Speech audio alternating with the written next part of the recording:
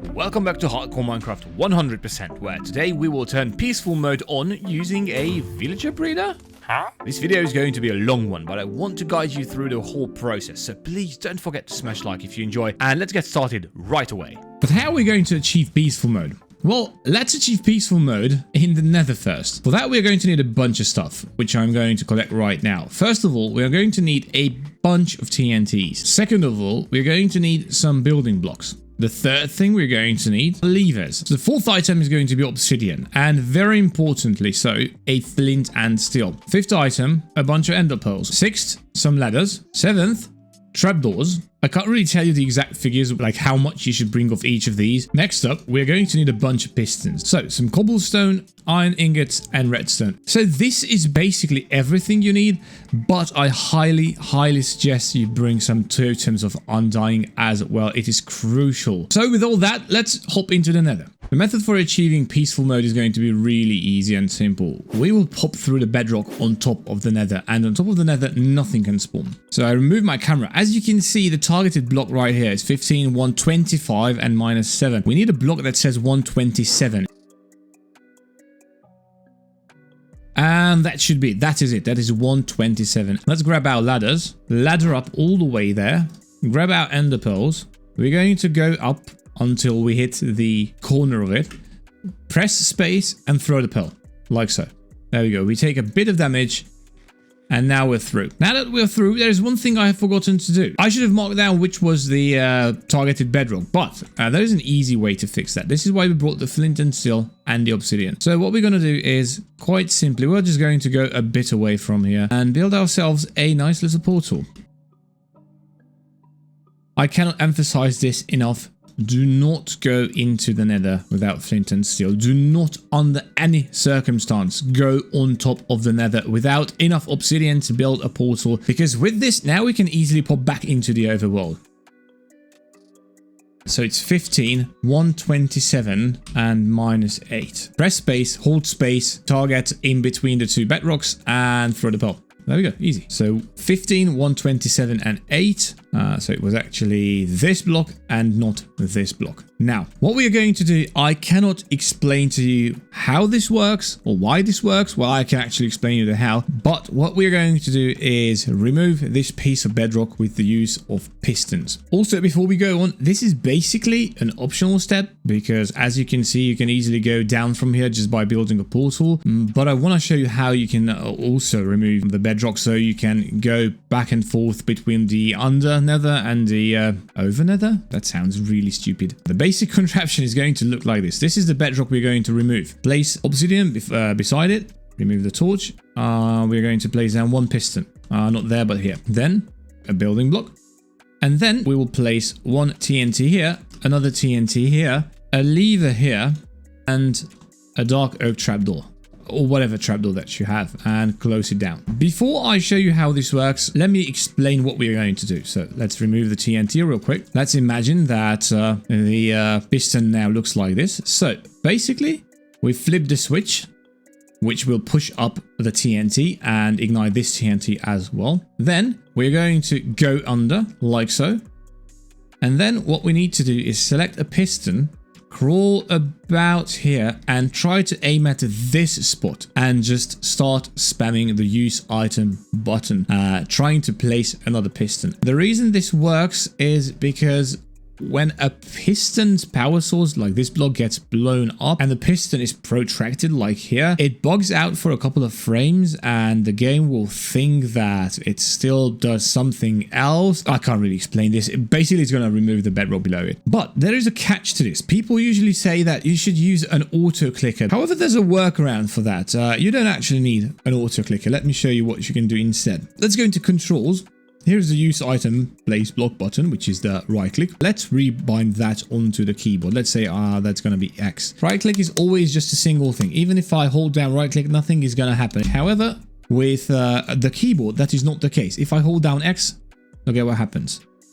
This is why you don't need an auto clicker. Let's do this for real now. Place a TNT.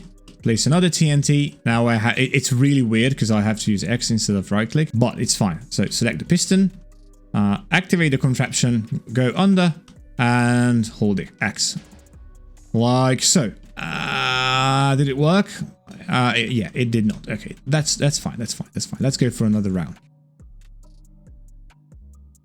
One thing I have noticed, if you stand this close and then you look down and activate this, you can very easily hit the lever one more time. So I tend to just stand a bit back like this. No more trials. Let's go like so. And spam X like that.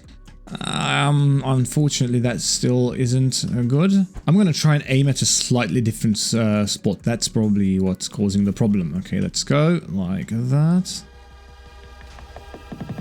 Okay, I think, ladies and gentlemen, that we have succeeded now.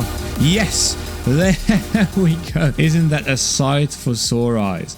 So just place another ladder here and quickly remap my buttons before I cause some collateral damage. Now we can go up and down from here whenever we want to. The next thing on the agenda list is going to be building a villager breeder. Now for that, we will need to find a village.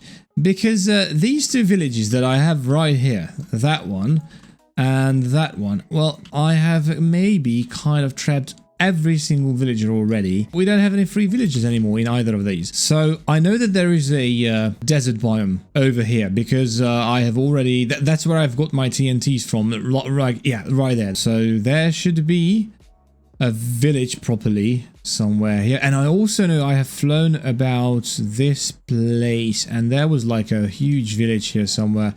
There we go, ladies and gentlemen. Easy. See how big that village is? We will have villagers for days. Now the thing that I want to do, this spot right here is going to be the spot where we place our nether portal. Now remember what I told you, every one step in the nether is 8 steps in the overworld. So let's do something really cool. The targeted block right here is 132,999, or we can go here, which is 132 and 1,000 minus 1,000.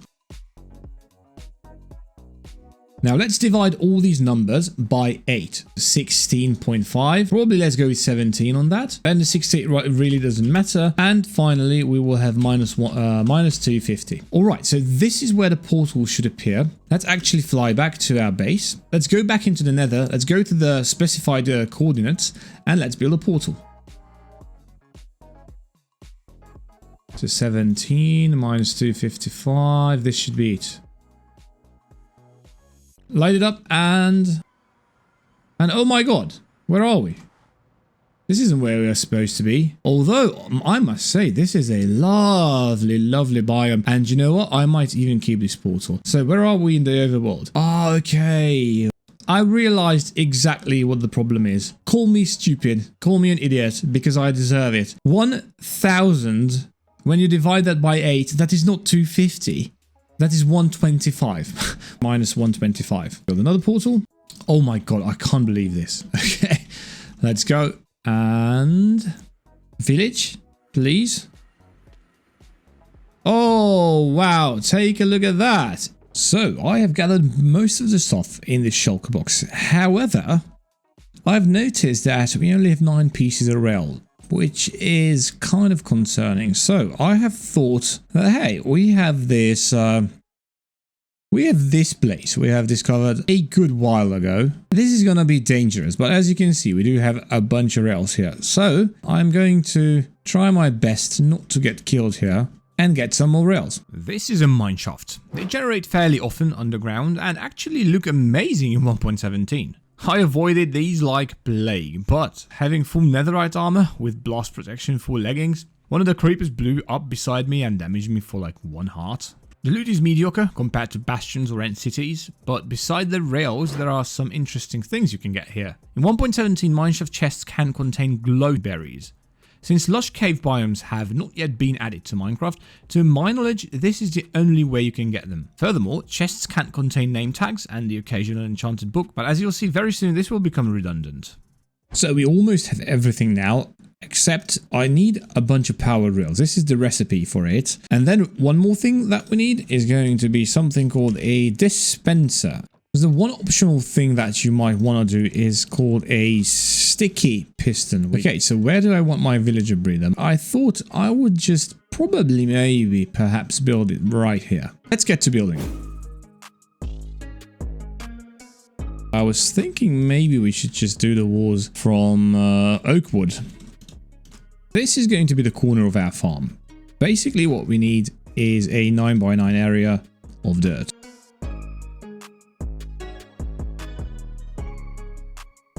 Okay, now we need to find the center. So there's 1, 2, 3, 4, 5 and 1, 2, 3, 4, 5. This is the center. In the center, we are going to place down our slab. Make it a bottom slab, like so. And now we need the water. This is going to be where the villagers are growing the crops. This is in the wrong spot because I have started the farming correctly. Let me explain to you just the basics of villager breeding. For villagers to breed, you need two things. One, you need beds that the villagers can see and think they can go to.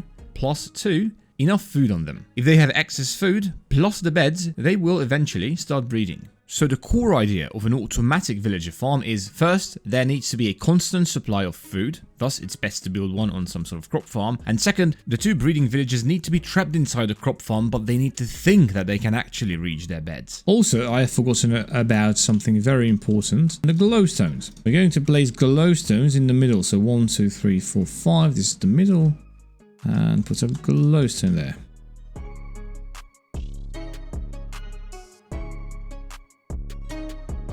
Now I just realized I've made this one row too wide, so let me correct that.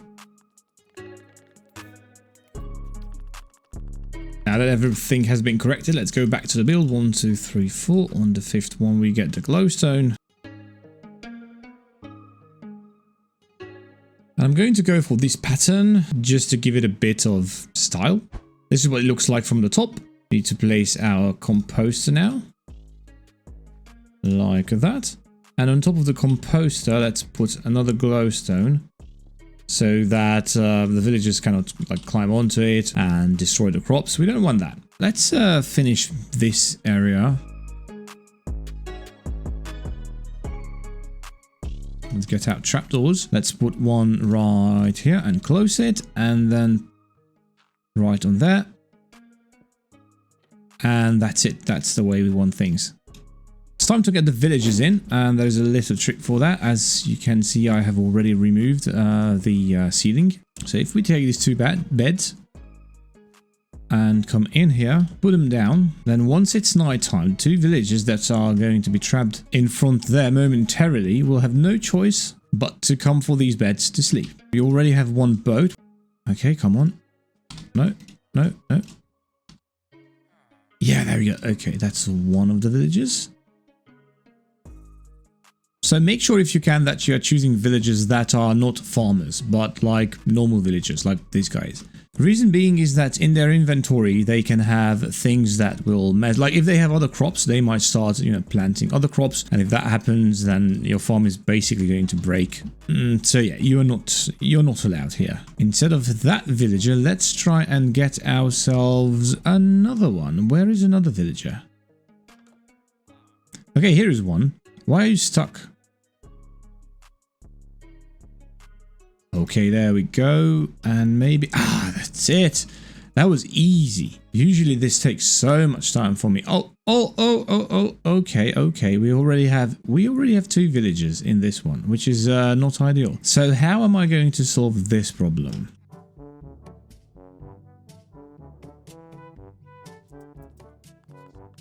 Because this way they are kind of forced to go in here and into these beds. I just don't want him here. Just get rid of the boat and let's see what happens. And maybe I can wall that villager in. Like, please go this way. Yes. Okay, there we go. Okay, now he's stuck here. And these two guys will go into our farm. Never mind all these different blocks. Oh no, I should have thought that was going to happen. This is fine. We can solve this. Like so. And no, sir. No. You stay in there. You stay in here. No. No. No.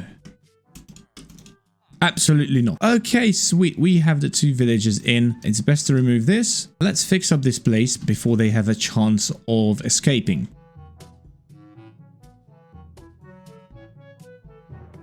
Okay, we're going to break the beds now.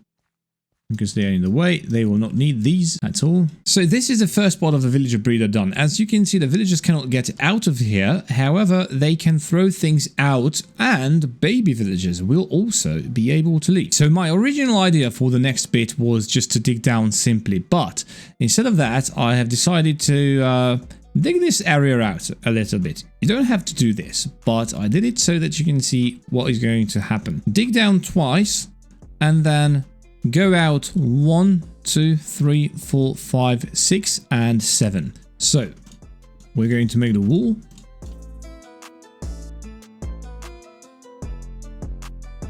Dig down on the 7th block, like so, and then place down a wall. So next up, we'll build up a wall right here. And now another thing that we're going to need, and actually I'm going to remove just these 2 pieces of wood for this, is to make these 2 walls too high as well. Leave out 2 and then cover up this.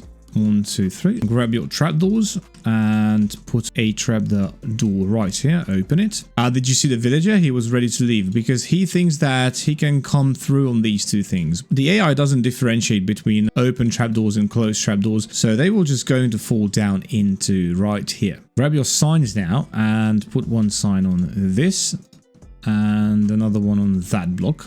Pick a last block and place it on top of this. For the next area, I'm actually going to use a bit more wood. What we need is 1, 2, like that, and then 1, 2, 3, 4, 4, like that, and fill this in. So we have a 3 by 5 area, and now let's put a wall around all this 3 by 5 area.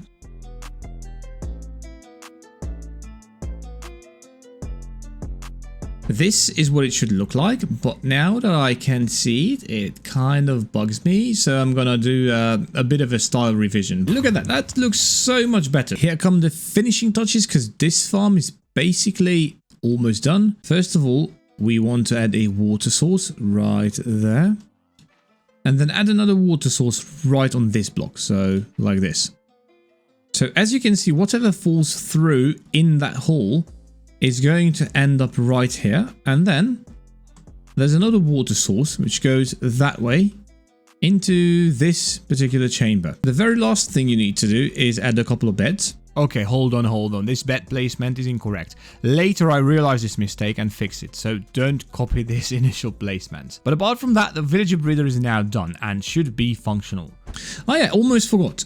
There's another feature that we can and should probably implement. Let's place a block right here, another block right here, then here. We can break this one. Now go down, take the piston and place it like this. So basically I want to make this look decent but also function properly. What will it look like if we do this? Because here's the thing, what we can do is just grab a bit of redstone. And then if you put the lever right here, I think, then it should still work. Okay, so it's covered. It's something. So if we do this, then the villagers are not going to be able to see the beds and they're not going to be able to breed, but with this setup they can, and I wish they started doing that actually.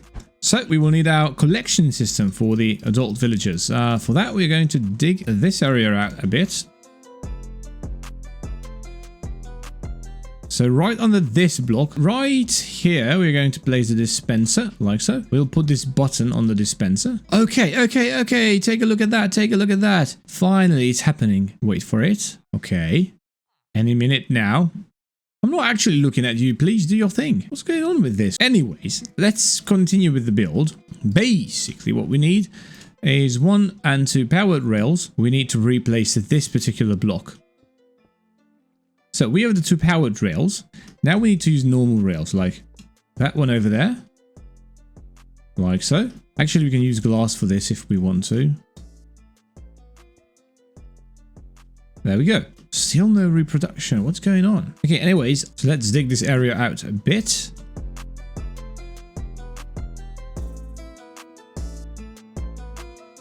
Okay, so these villagers are still not breeding, but I think I know why, and we are going to fix it right now.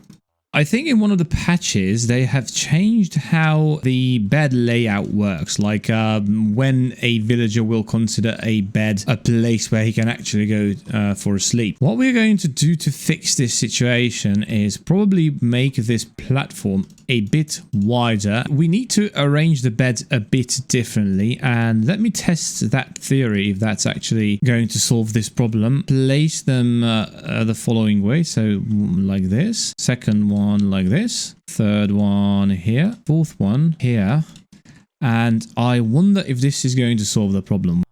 Okay, please.